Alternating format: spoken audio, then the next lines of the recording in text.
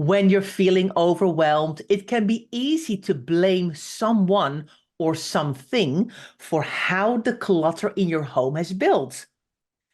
But is trying to find a scapegoat helpful when you've embarked on a decluttering journey?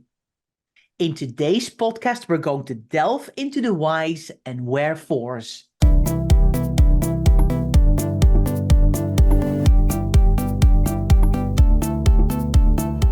You're listening to the Declutter Hub podcast, bringing you tried and tested, no-nonsense tips and advice from the leading experts in decluttering and organising your home. Now here are your hosts, Ingrid Jansen and Leslie Spellman.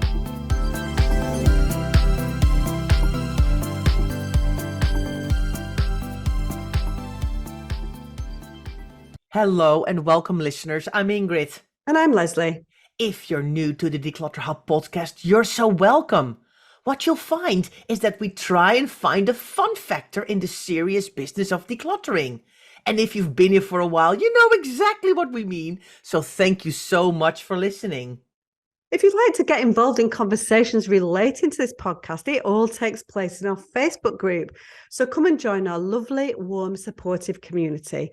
To find the Facebook group, go to declutterhub.com/group to find out more, or you can search for the Declutter Hub community on Facebook. Hey Leslie, nice to see you again for a brand new podcast episode. Not an easy one we're going to talk about today, let's be honest. Yeah, I feel like it's going to be a bit deep, right? A little bit deep. So a little bit of tough love maybe in there as well. But sometimes that's what people need to move forward in their decluttering journey. So today we're going to talk all about blame. Is someone or something responsible for the clutter building in your home? I think that it's a natural response, right, to try and blame other people or something out there in the ether for problems that we have. We all do it, let's be honest. We all, want to find why, don't we? And we're like, it's not our fault, depending, and it very much it ebbs and flows depending on how you're feeling on the day. But sometimes you're just so fed up that you're like, it's not all about me, it's other people that are causing this problem. Yeah. But is that helpful? This is the question. To blame other people for your clutter problem, is it helpful or is it holding us back? And that's what we're going to sort of talk about. And some of these things are going to be absolutely, some people are to blame for certain things in your life. But it's like what we do with that information and how we move it forward. Yeah. So it's something that people talk about all the time, really, Ingrid. It's something, if you ask the question, who's to blame?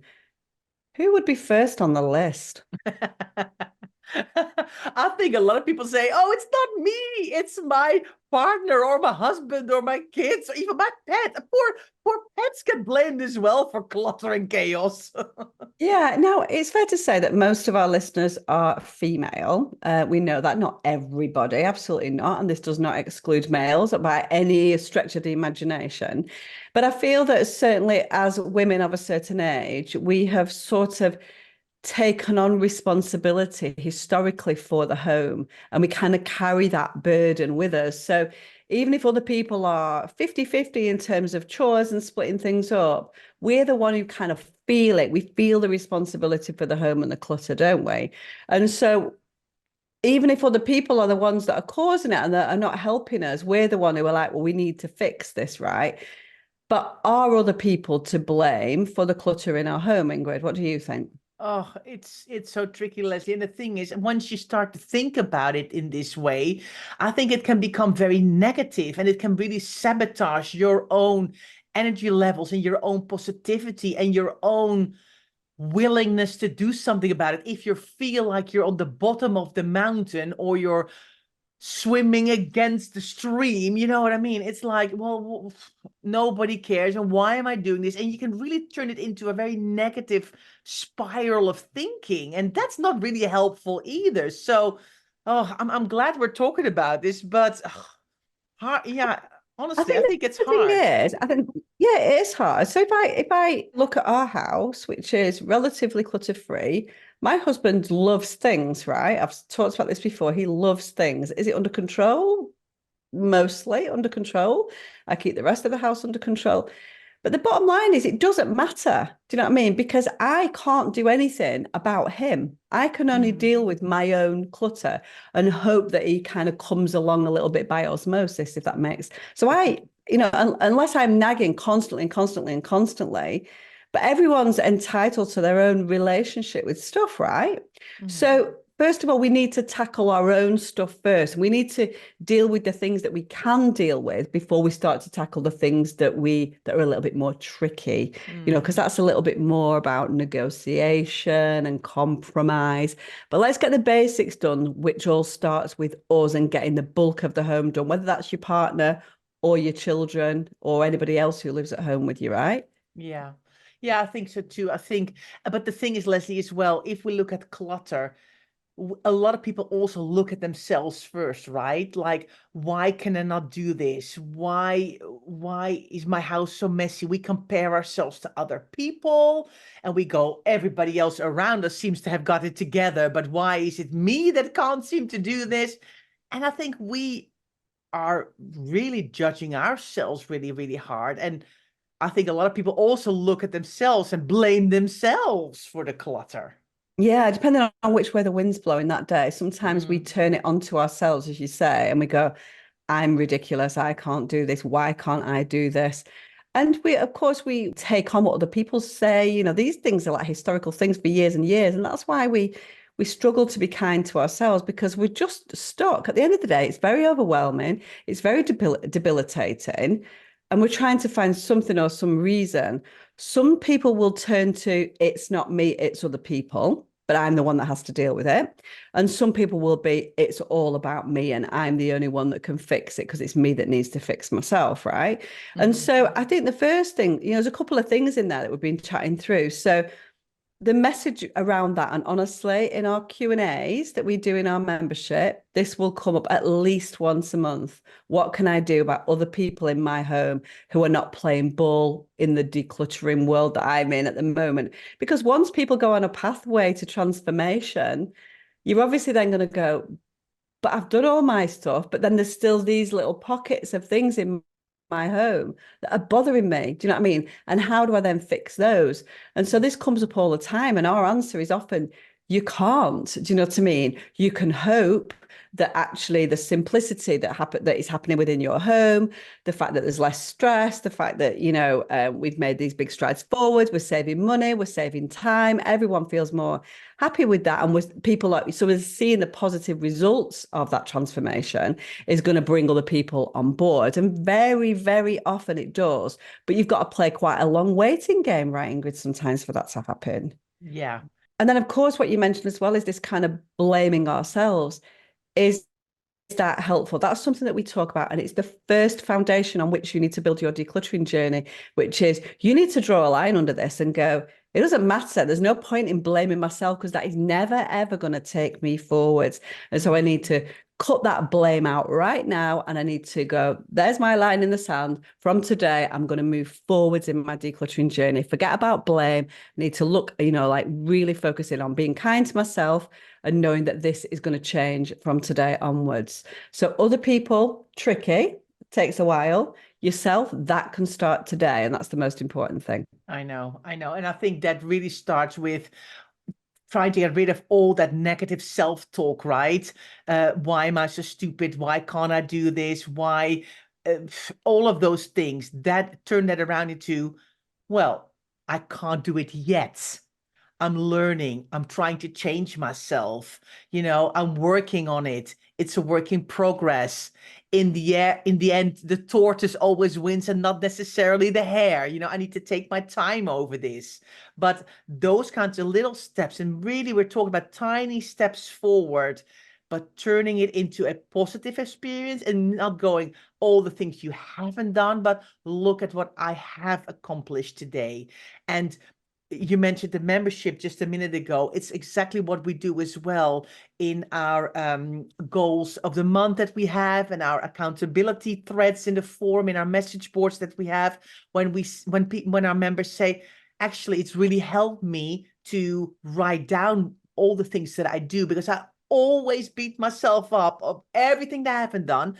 But then I look at the list and go, wow, I completely forgot half the stuff that I did last week or the week before. And oh, wow, I've actually done much more than I thought I was doing. So that starts to plant those positive seeds, doesn't it, of being kinder to yourself? Yeah, I think it's like, even in our challenges that we do regularly, Ingrid, it's the first thing that we teach. Everything that we teach is because all of a sudden the light bulb goes on and goes, you know what, all of this negative self-talk that Ingrid's been talking about, it's just not going to help me. It's going to keep me stuck. And so Yeah. we need to leave that behind and move forward. So self-blame is never going to be helpful at all. Other people, tricky to manage, but you've just got to kind of almost live in hope. And have we got the answer to that after 13 years in this business? No, we do not. We also live in hope that it's going to develop along the way. It's not an easy thing.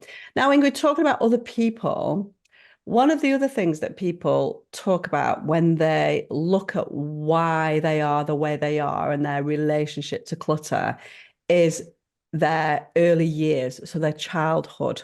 So let's talk about that a little bit. Are our parents to blame for the way that we are today with our clutter? Oh, wow, what a question, Leslie. I think we try to find reasons, I think, why we are the way we are. And then we kind of go, well, but I was never taught properly. I was never I never knew how to do anything, or my house was really chaotic when I grew up. So no wonder I've got no idea what I'm doing here. Or sometimes there was a very tidy house where the mom and or the dad or the cleaner or somebody would always do all the work and you would never be involved as a child. So it all kind of magically happened while you maybe were at school, but you were never taught the rhythms and routines that need to happen to keep a house ticking over. So it can, I think, be very easy then to go, well, my parents never taught me anything. But I think sometimes you also have to kind of, I don't know, almost make peace with that fact and go, well, I can't change that now, right? Yeah, I think it's valid. Whether it's helpful to call it blame and to keep yourself stuck and think that's a reason is a whole nother debate, I guess. But, is it wrong for parents to not involve children in teaching them the fundamentals of keeping an organized home or an organized bedroom? You know, giving the right message about the throughput of stuff. Like, if you want something new for your birthday, then something else in principle has to go. All of those kind of things that we recommend that people start from a very young age. If you've never been party to those, I mean, blame's a really strong word, but it is relevant. It is relevant. So we're big advocates of, if you're struggling now today and you're looking back and going, I wish that my mum or dad had taught me these things when I was young, because that would have given me the basics to kind of develop through life and to build upon those skills.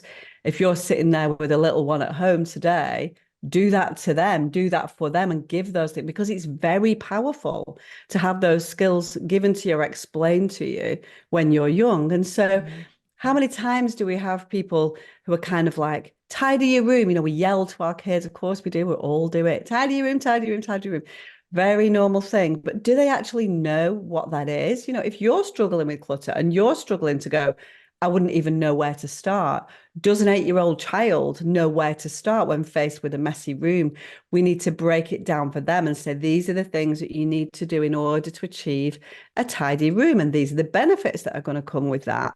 And then they can sort of start to learn. So yes, blame is too strong a word, but the fact that your parents did not teach you is very, very relevant, Yeah. But we can't look back. We can't bring that time back. So we need to start putting those foundations in place later in life.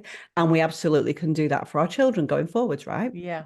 Yeah, I think so too, Leslie. I think, but again, even if you want to teach your children, you need to make sure that you understand the knowledge and the actions and the resets and all those things before you can teach a child. You need to start getting control of your own stuff in your own house before, because if you're saying to a child, well, like, I'm gonna tidy up your room and blah blah blah, but if you are completely out of control and chaotic in the rest of the house yourself, they're probably going to go, hold on a minute, why is it suddenly me? Because mom, you don't even, know what's going on in yourself. So I think it's really important to start with yourself. And it's the same thing with looking back at our childhood and our parents. They were also, many of them, from a completely different generation. Loads of people that when we look at our parents, we see a post-war generation when there wasn't a lot of stuff, when there's a whole make do and mend attitude, when everything was very expensive and everything lasted much longer and everything was, you were able to repair it yourself and all of those things. It's changed over time so much as well, with how we see stuff, how we deal with stuff, how we acquire stuff, and just putting everything on your parents and go, well, they didn't taught me, so no wonder I'm a mess. It's not going to get you anywhere, right? Yes, you can probably go, that makes sense now, maybe why I'm struggling at the moment. But then to just put the blame on on your parents, that's not going to work. It's not going to get you anywhere. Yeah. So I guess the conclusion that we come to, because, this first half of the podcast, we're talking about people because we like to blame other people for things that happen in our lives, don't we? So the message here is, if you are projecting that blame back onto yourself, that absolutely needs to stop here, right now. And if there's one thing that you take away from this podcast, it is the most fundamental, basic thing that you will learn in decluttering is draw a line in the sand and move forward. Forget about the blame. It's not going to help you. Other people cause problems with blame, not playing ball, trying to sabotage your decluttering journey by giving you things when you don't want it. There's so many things that other people do, which is detrimental to our decluttering journey. But try and focus on the things that you can control rather than the things that you can't at this stage, and deal with those other things later. And, in terms of looking back and looking at our parents, there's not really that much we can do with that other than recognize that that's a thing, something that we can then pass on to future generations, which is a great thing. But actually, we can still learn those things here and now. It's not kind of a lost cause because you weren't taught that as a child. You absolutely can learn those skills here and now. So Ingrid, we're going to go back. It's quite heavy. Is it quite heavy? I think it's relevant because it's something that people really, it really bothers people. So we're going to come back after the break, aren't we? We're going to talk about some more things that might be to blame for your clutter problem. Hello, everyone. Welcome back after your break. We're talking about what's or who is to blame for your clutter. And we talked about other people and about yourself before the break. So let's talk at some other factors that we see with our clients, with our members in our communities. Leslie, lots of reasons why there's clutter, right? Yeah, and it's fair to say that some people have got more to deal with in life than others, right? That's a fact. Some people have got, very hectic jobs. Some people have got multiple children or caring for parents. People have got mental health issues, physical health issues, disabilities. All of these things are sent to triers, and all of those things, of course, do contribute towards our clutter problem sometimes. So let's break it down a little bit and try and, is it fix it? We can't fix it, or make some suggestions about how we can work around those things. So I wanted to talk, of course, about, let's first talk about mental health, Ingrid. Really, really important, very prevalent in our communities. It's a big deal for a lot of people. How do we work when we're on a decluttering journey around mental health issues? Yes, Leslie, mental health can really stop us in our tracks when we want to tackle our clutter and be on our decluttering journey. And I think crucial is when you are struggling with your mental health is to really break it down and look at the energy that you do have during the day, and to really work with yourself instead of working against yourself. If you wake up in the morning and you kind of already feel, I've got a really tough day, I've just almost gotten out of the wrong side of the bed, if you know what I mean, I'm going to really struggle today. Don't expect yourself to do loads of decluttering and completely go over your energy levels and tire yourself out completely. Go, you know what? Unfortunately, today is not a day that it's looking good for me. I'm going to do the bare minimum, at least that I can kind of have a cup of tea. Maybe if I'm lucky, do a load of laundry, wash up a couple of cups so I can have a nice cup of tea, do the minimum, and then see, hopefully tomorrow I've got a little bit more energy to play with, so I can then do a tiny little bit more and really put those building blocks in place and to inch forward slowly but surely. I think the problem is as well, Ingrid, is that, when you're suffering with mental health, you never really know what's coming the next day, right? So you can have all good intentions to do things, then all of a sudden have a depressive episode, or you're feeling very anxious, and it stops you completely in your tracks. I think that if you have blamed your mental health issues on your clutter, which is very valid, of course it is, but we need to try and find a way through that. So how are we going to do that? So we've talked, about breaking it down. We very much need to see this as a long-term process rather than short bursts, because we can be forgiven for looking at decluttering as a whole and thinking that we have to tackle it all at one go. So we need to strike that balance between, we need to understand our own energy levels and what's likely to happen. We do need to push ourselves out of our comfort zone slightly. So we perhaps need to do more than we ordinarily have been doing, because we need to make these positive steps forward. But we need to be mindful that we can't do this in the same way that other people potentially. We've got other things that are happening. And lots of people have got other things happening. If it's not mental health, it's something else. You know what I mean? And so, but we've got to find that balance in it to start making these mini steps forward all the time. Because as soon as you start to make those mini steps forward, you can see things with a little bit more clarity. And that's the thing that's going to project you forward. And that's the important thing, isn't it? So mental health is a big one. We don't need to talk about all the different mental health things that stand in our way. You know what they are.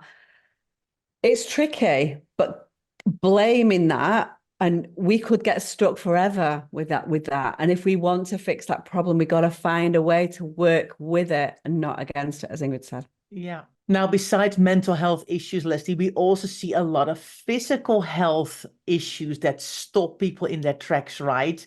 I mean, people who have fibromyalgia or who have ME, who are struggling with any movements in their body or whatever it is, it can be really difficult then to try and declutter your home, especially, of course, if items need to be moved around or carried or anything like that.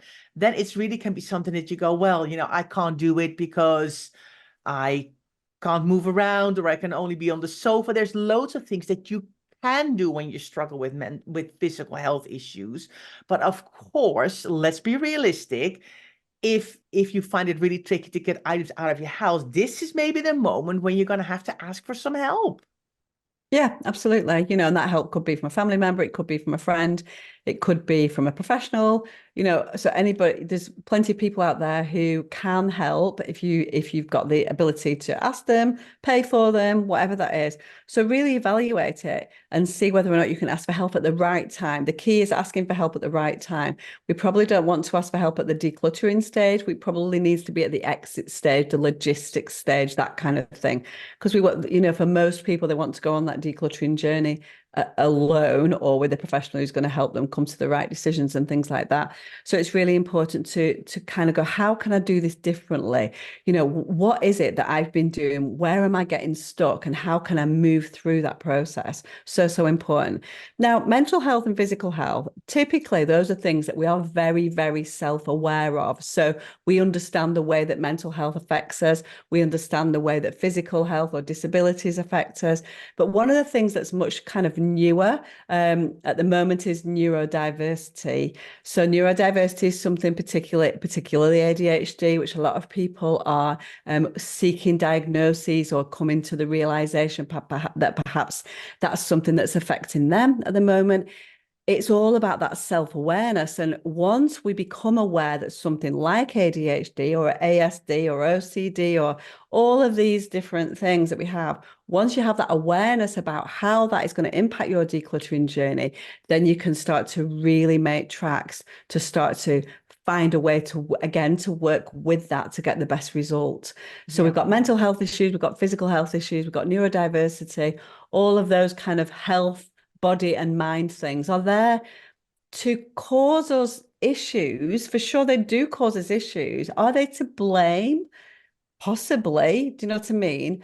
But ultimately, we live with those things every day. So we've got to find a way around them to get through those clutter problems. There's no point in going, well, I can't do that because I've got ADHD, or I can't do that because I'm in a wheelchair. We've got to find a way around these things to fix the problem, right? That's going to ultimately make our well-being so much better in the long run. Yeah, I think that's it, Leslie. I think we only see sometimes when you're overwhelmed with clutter, you see the short term and because you can't see the long-term benefits.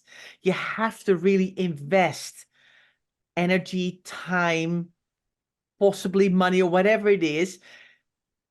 So for the long term, you can see the benefits. But in the beginning, that's really tricky to see. So you have to kind of invest while you might not see the changes overnight yet. And I think that's when a lot of people give up and go, you see, I can't do it, or you see, this is not working for me, or whatever.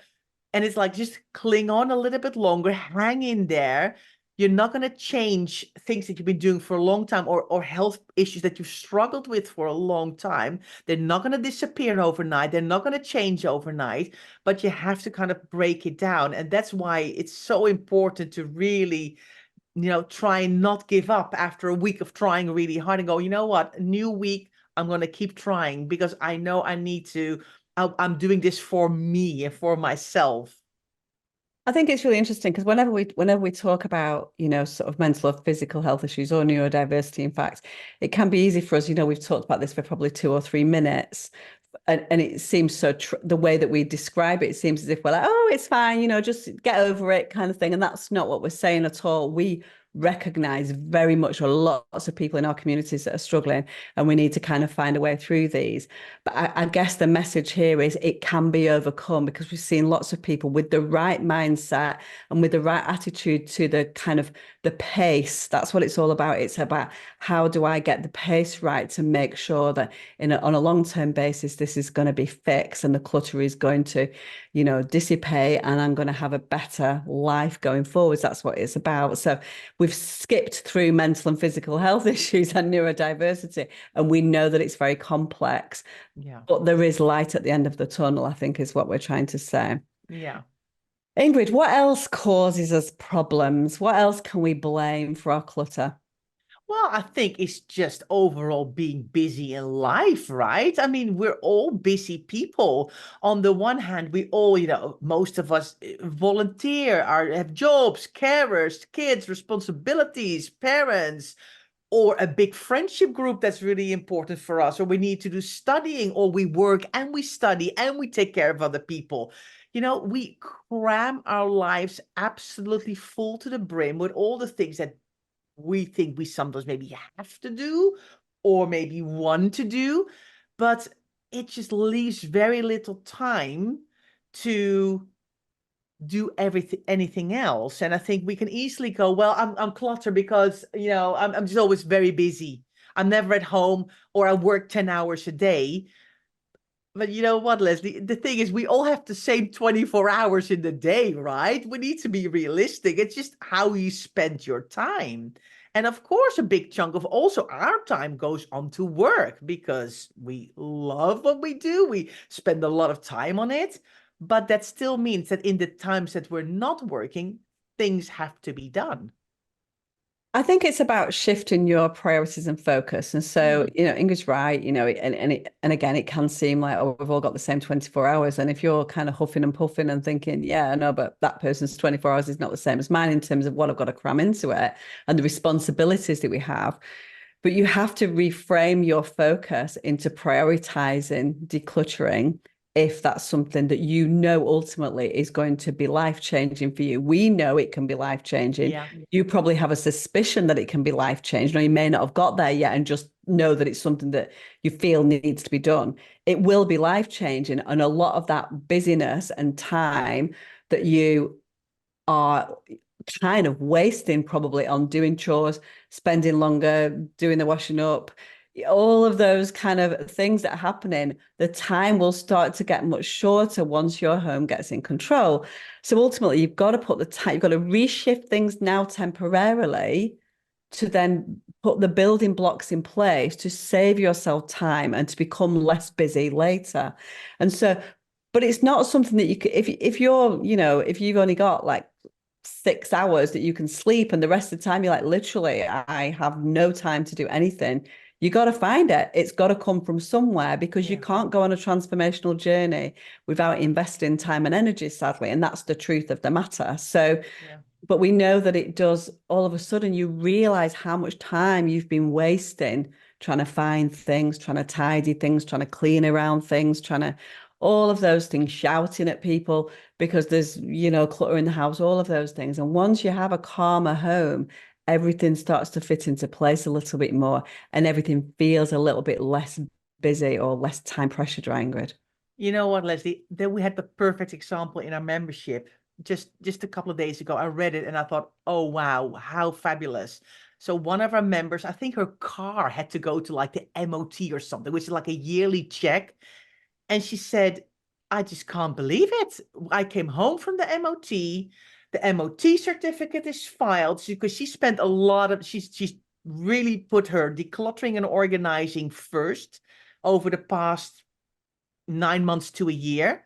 And she said, I am now seeing all of the benefits. She said, I had the paperwork ready. I know where to put stuff. I know where the certificate went. I know when I've made a note in my diary for when I have to do next year my MOT again.